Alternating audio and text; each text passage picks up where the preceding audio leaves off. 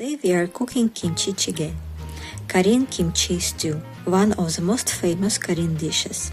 All the proportions in the recipe for one big cooking pot or wok. I'm gonna use wok today. Here's all what you will need. That is one head of the kimchi that should be aged and sour kimchi. Also you will need a pork belly. You should cut pork belly in the large chunks and do not remove the skin, so we keep all the layers like meat, oils and also skin. You will need the kimchi juice as well from the container with the kimchi where you cook the kimchi. There will be a lot of juices, and also tofu. You can use like a firm tofu or soft tofu. Today I'm gonna use a soft tofu. Both of them are okay. So first of all, we will cut the kimchi. I usually prefer to do this with kitchen scissors. I think it's really comfortable, but you can use just cooking board, but be careful because kimchi can paint your cooking stuff in red color, so I prefer to use the scissors.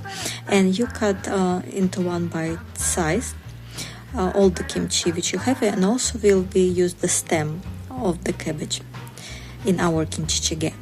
Now you take your wok or pot and place the pork lard in a wok. You can use just cooking oil or skip and don't use any oil at all. Now you heat your oil and add the chopped pork belly which we prepared before.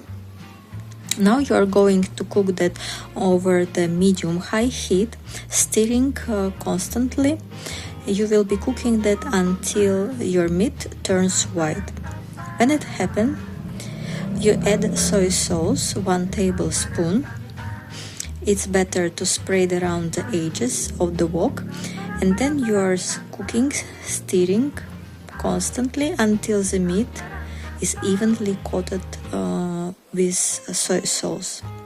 Next, you add 1 tablespoon of the red chili powder, Korean red chili powder, Gochugaru, and you cooking that again, stirring all the time until the chili powder is evenly distributed over all the pork, and you get your chili oil as well.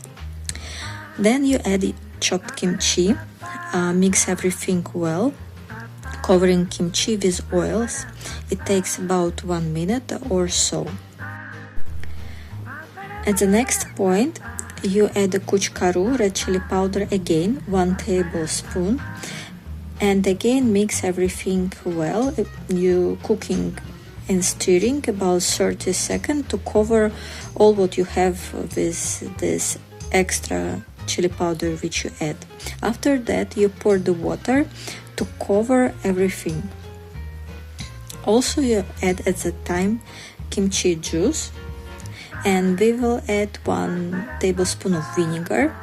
But if your kimchi is already sour enough, you just skip it and don't add vinegar. You add that only if your kimchi is not sour enough how you want it to be. Next, minced garlic, 1 tablespoon. You add all that ingredients, stir once, and then you add fish sauce, 1 tablespoon. Mix again everything well, just stir it once, and then you bring everything to a boil, and once it boils you simmer that for 5 minutes, and again add the water more, depends how thin or thick you want to have your soup, but about 2 liters of water we used for that recipe. Bring again everything to a boil and cook for at least 20 minutes until your meat is tender, or you can cook it more. As much as the more you cook, the more delicious it will be. Last, you cut the tofu into bite-sized pieces. I prefer to do it simple, just inside of the pack, because my tofu is soft. Add your tofu at the last 5 minutes of cooking. Cook for 5 minutes more and your kimchi-jjigae is done. At the end, you sprinkle thinly chopped green onions. I like to do so, but in fact it's optional. This stew is spicy, so you will be served with boiled white rice and some side dishes to balance this spiciness. Bon appetit!